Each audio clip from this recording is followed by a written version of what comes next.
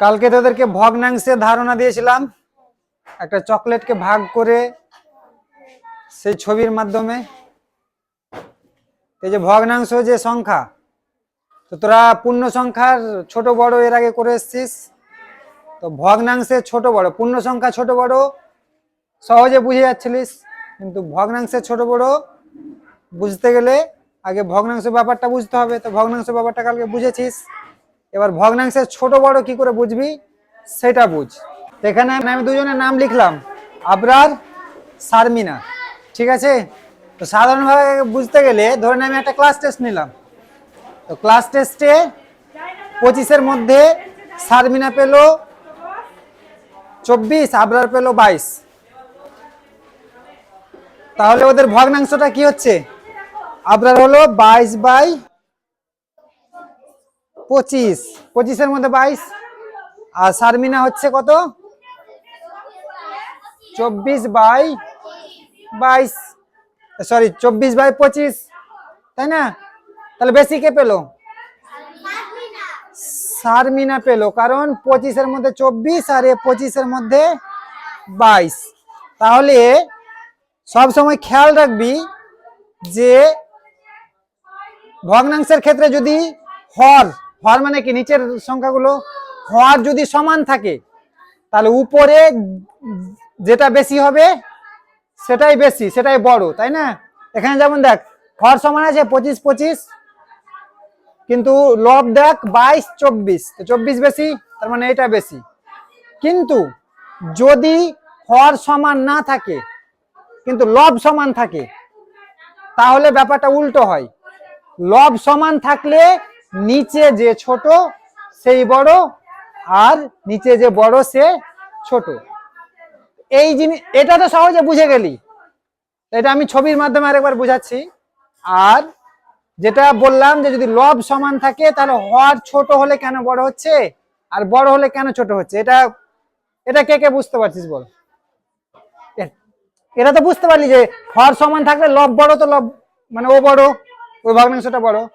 কিন্তু যদি লব সমান থাকে আর হর ছোট বড় থাকে তাহলে ওটা উল্টো কেন হচ্ছে? হর ছোট থাকলে কেন ভগ্নাংশটা বড় হচ্ছে আর হর বড় থাকলে কেন ভগ্নাংশটা ছোট হচ্ছে? কোনো ধারণা আছে?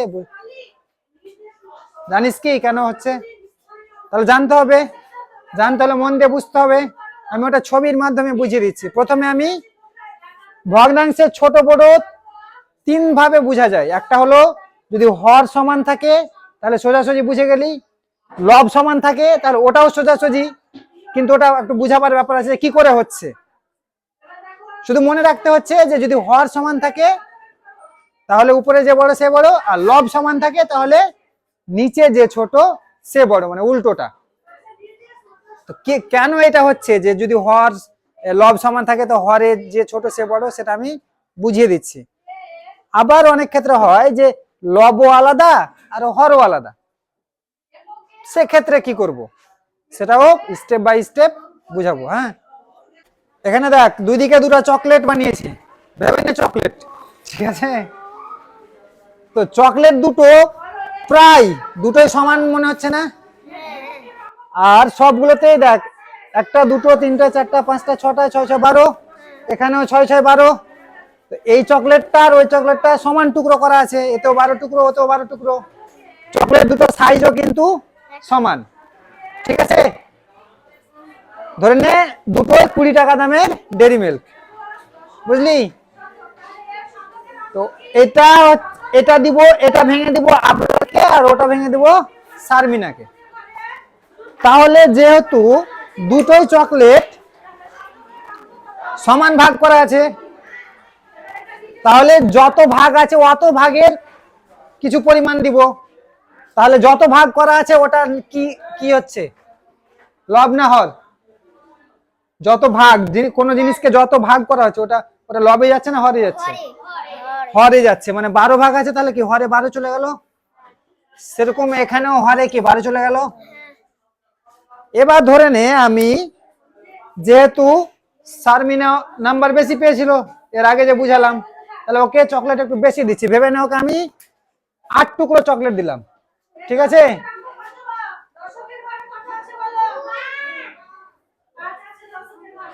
8 টুকরো দিলাম, তাহলে ও কি 12 ভাগের 8 ভাগ পেল, তাহলে 8টা কোথায় চলে যাচ্ছে, লবে।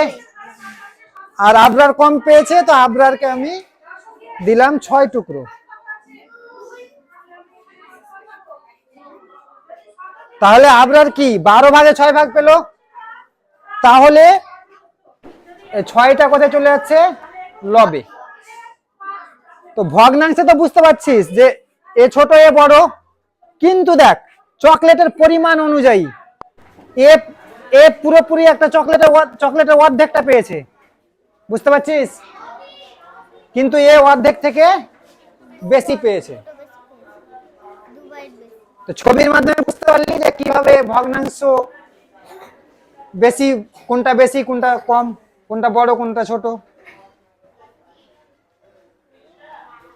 এইবার এই ভগ্নাংশগুলোকে আবার ছোট আকারে প্রকাশ করা যায় কিভাবে, কাটাকাটি করে।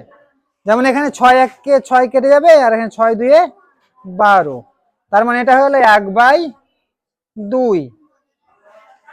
যখনই এই যে 1/2 ভগ্নাংশ চলে আসবে, এটার মানে হলো অর্ধেক। এখানে ছবিতে বুঝতে পারছি যে পুরো চকলেটের অর্ধেকটা পেয়েছে। আর এটাকে কাটাকাটি করলে এটা কি দিয়ে কাটবে, একেবারে যদি কাটিস তো 4 দিয়ে কাটছে, 4 2 8 আর 4 3 12, মানে 2/3। তাহলে মনে রাখবি এই যে 6/12 আর 1/2 এর হলো সমতুল্য ভগ্নাংশ, এর মান যত এর মানও অতই। এখানে 8/12 আর 2/3 এটা হলো সমতুল্য ভগ্নাংশ। সমতুল্য ভগ্নাংশ পরে যখন তোদের আসবে তখন আবার বুঝাবো। এখন শুধুমাত্র আমি বুঝাচ্ছি কি কোনটা ছোট কোনটা বড়, আর কিভাবে ছোট হচ্ছে কিভাবে বড় হচ্ছে, পরিমাণ অনুযায়ী বুঝতে পারলি কিনা যে কম এ বেশি। ঠিক আছে, তো এটা ছিল যদি হর সমান থাকে আর লব আলাদা থাকে, সেক্ষেত্রে কে ছোট কে বড় ছবি দিয়ে বুঝালাম। এরপরে এবার দেখ যে যদি লব সমান থাকে তাহলে হরে কে ছোট হবে আর কে বড় হবে সেটা বুঝাবো ছবির মাধ্যমে।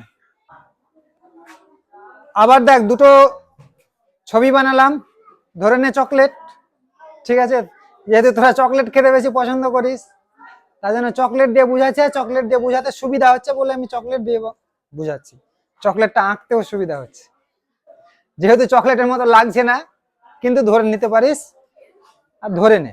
ঠিক আছে, তো এবার দেখ আমি আগে বলেছি যে কোনো জিনিসকে যত ভাগ করা হবে সেটা কোথায় বসবে,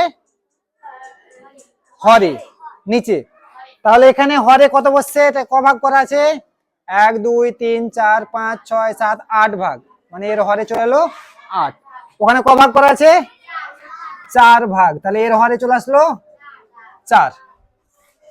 তো এখানে হর সমান আছে কি, কিন্তু এর আগের অঙ্কগুলো তো হর সমান ছিল। এবার দেখ এখানে আমি আবরারকে দিয়ে দিলাম তোর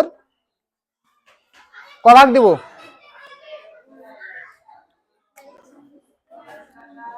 3 ভাগ দিয়ে দিলাম। ঠিক আছে, আবরারকে দিয়ে দিলাম 3 ভাগ। তাহলে আবরারের ভগ্নাংশ কি হয়ে গেল, 3/8। তাহলে এখানে এবার আমি সারমিনাকে দিয়ে দিলাম 3 ভাগ।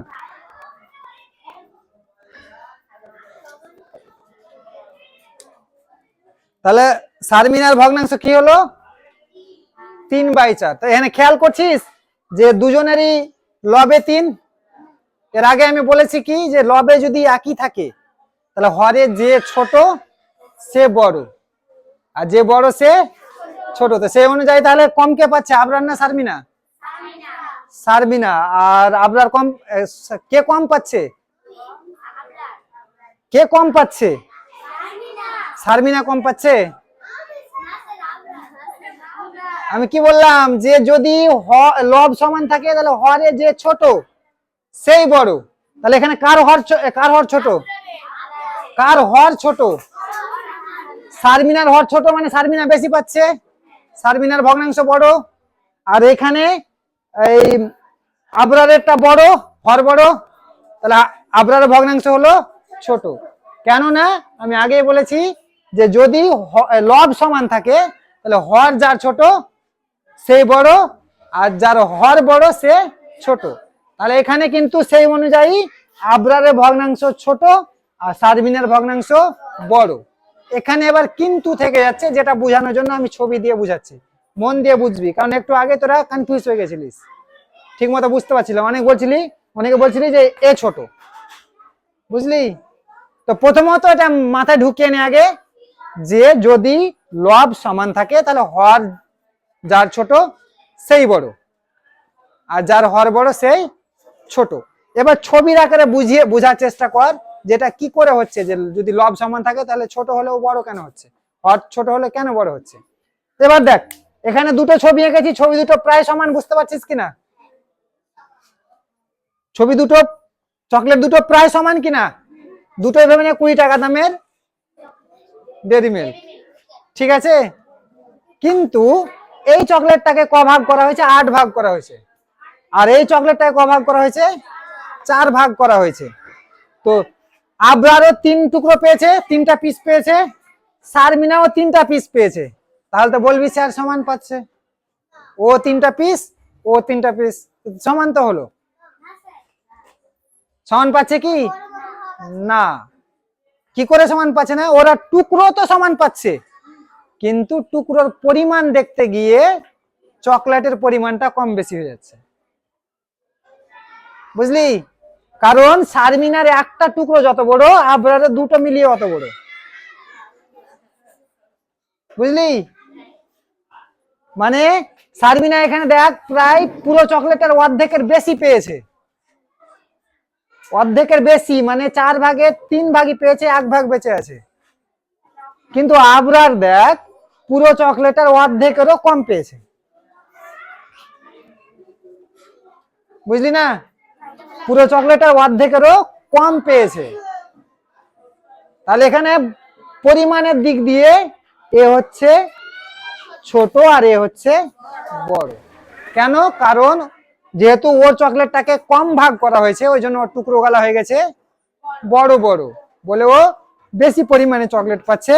আর এর চকলেটটাকে বেশি টুকরো করা হয়েছে, বেশি ভাগ করা হয়েছে, ওই জন্য এর টুকরো গুলো হয়ে গেছে ছোট, তার জন্য চকলেটের পরিমাণটাও কি কম পাচ্ছে, বুঝলি? বুঝতে পারলি যে কি করে হলো? যদি লব সমান থাকে তাহলে হর ছোট হলে বড়, আর হর বড় থাকলে ছোট। বুঝতে পারলি কিনা?